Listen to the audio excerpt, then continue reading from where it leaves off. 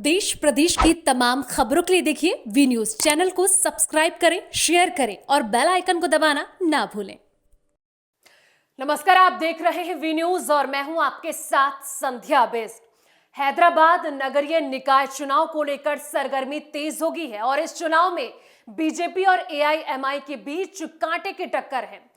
लेकिन आपको बता दें कि इस बार जो निकाय चुनाव है उसकी सरगर्मी तेज तो है, लेकिन उतना ही ये चर्चित भी है। जी हां, ऐसा पहली बार हो रहा है कि इस चुनाव में बीजेपी की दिलचस्पी सबसे ज्यादा देखने को मिल रही है, जहां पर बीजेपी के द्वारा दावा भी किया जा रहा है कि उनकी जीत सुनिश्चित होगी।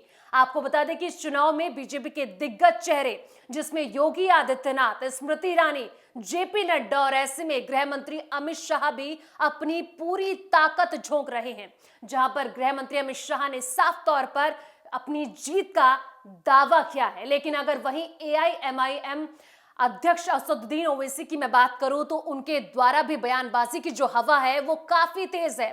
जहां पर ओवैसी ने साफ तौर पर कहा और बीजेपी पर निशाना साधते हुए ओवैसी ने कहा कि हिंदू मुस्लिम का जो प्रदूषण बीजेपी के द्वारा फैलाया जा रहा है उसको मिटाया जाना बहुत ज्यादा जरूरी है। और क्या कुछ बयानबाजी है, रिपोर्ट देखिए। चुनाव को लेकर हुंकार तेज है। ना तो ये चुनाव लोकसभा का है और ना ही चुनाव विधानसभा का। ये चुनाव है दक्षिण का दरवाजा कहे जाने वाले हैदराबाद नगर निगम का, जिसको लेकर प्रचार जोरों पर है। और यहाँ सीधे टक्कर बीजेपी और ऑल इंडिया मजलिस-ए-इत्तेहादुल मुस्लिम यानी कि एआईएमआईएम के बीच है। ग्रेटर हैदराबाद नगरीय निकाय चुनाव को भाजपा ने प्रतिष्ठा का सवाल बना लिया है। लेकिन क्यों? इस चुनाव में भाजपा के लिए क्या दांव पर लगा हुआ है और क्यों? 1 दिसंबर को हैदराबाद में स्थानीय चुनाव होने जा रहे हैं और इसके लिए स्मृति ईरानी से लेकर जेपी नड्डा और योगी आदित्यनाथ से लेकर गृह मंत्री अमित शाह भाजपा के तमाम दिग्गज रैलियां कर रहे हैं। यही नहीं, रैलियों में बेहद आक्रामक तेवरों के साथ भाषण और बयान दिए जा रहे। बता दें कि इस बार का नगरीय निकाय चुनाव दिलचस्प मोड़ पर आ गया है। बयानबाजी की हवा के बीच गृह मंत्री अमित शाह ने रविवार को कहा कि हैदराबाद को निजाम संस्कृति से मुक्ति मिलनी चाहिए। हम इससे मुक्ति दिलाएंगे और लोकतांत्रिक तरीके से शहर को आधुनिक बनाएंगे। उन्होंने यहाँ विपक्ष पर जमकर हमला बोला। कहा, जब हम देश में अवैध रूप से रह रहे बांग्लादेशियों और रोहिंग्यों पर कार्रवाई करते हैं तो विपक्ष हाय तौबा और शोर मचाने लगता है। उन्होंने कहा कि एआईएमआईएम अध्यक्ष असदुद्दीन ओवैसी लिखकर दे कि इनको बाहर करें तो फिर देखिए केंद्र सरकार क्या कार्रवाई करती है। भाई, मैं जब कार्रवाई करता हूं तब तो हाय तौबा करते हैं पार्लियामेंट में। देखा नहीं है आपने कितनी बड़ी आवाज में रोते हैं? और एक बार लिख कर मुझे दे दे, बांग्लादेशी और रोहिंग्या को निकालना है, बाद में मैं करता हूं। जरा लिख कर देने के लिए बोल दीजिए उनको।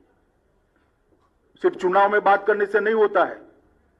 जब निकालने के लिए पार्लियामेंट में बहस होती है, कौन इनका पक्ष लेता है देश की जनता जानती है, सबने लाइव टेलीविजन पर देखा है। वहीं हैदराबाद निकाय चुनाव से पहले रविवार को गृह मंत्री अमित शाह ने रोड शो किया। रोड शो के बाद अमित शाह ने प्रेस कॉन्फ्रेंस में बीजेपी के हैदराबाद निकाय चुनाव में बहुमत हासिल करने का दावा किया। अमित शाह ने कहा कि मैं आश्वस्त हूं कि इस बार बीजेपी अपनी सीट बढ़ाने या अपनी उपस्थिति को मजबूत करने के लिए नहीं लड़ रही है, लेकिन इस बार हैदराबाद के मेयर हमारी पार्टी से होंगे। गर्मजोशी के साथ हैदराबाद की जनता ने भारतीय जनता पार्टी के नेताओं का स्वागत किया है और अपना समर्थन इस चुनाव में मोदी जी के नेतृत्व पर, हमारे प्रदेश नेतृत्व पर और भारतीय जनता पार्टी के लिए जताया है। मुझे भरोसा है रोड शो को देखकर कि इस बार भारतीय जनता पार्टी सीट बढ़ाने के लिए, संगठन बढ़ाने के लिए नहीं लड़ रही है। इस बार चुनाव के बाद हैदराबाद में मेयर भारतीय जनता पार्टी का होगा।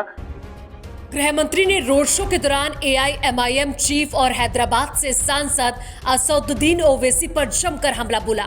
जवाब में ओवैसी ने भी तीखा पलटवार किया। ओवैसी ने कहा कि हैदराबाद में सबसे बड़ा मुद्दा प्रदूषण का है। प्रदूषण की बात करनी चाहिए, शहर में प्रदूषण को नियंत्रित करना है। ये बीजेपी वाले यहाँ हिंदू मुस्लिम का प्रदूषण फैलाना चाहते हैं। गृह मंत्री अमित शाह के रोहिंग्या बयान पर ओवैसी ने कहा कि ये कब से हो रहा है कि देश का गृह मंत्री एक एमपी से पूछकर एक्शन लेगा। ये उनका काम है, उनकी ड्यूटी है, उन्हें एक्शन लेना चाहिए। विकास जिसको बोलते उसकी कोई बात नहीं इनके पास। अब आज कोई बीजेपी का एक लीडर बोल दिया कि अगर हम हैदराबाद का बल्दिया इलेक्शन जीत गए तो पुराना शहर पाटापट्टनम में सर्जिकल स्ट्राइक करेंगे। हम ओल्ड सिटी में पाटापट्टनम में जो भी तेलुगु में बोलते हैं सर्जिकल स्ट्राइक करेंगे और वहां से पाकिस्तानियों और रोहिंग्यों को निकालेंगे। मैं बीजेपी वालों को बोल रहा हूं, पाशा ये आप किस पे सर्जिकल स्ट्राइक करेंगे? ये तो भारत के लोग हैं ना।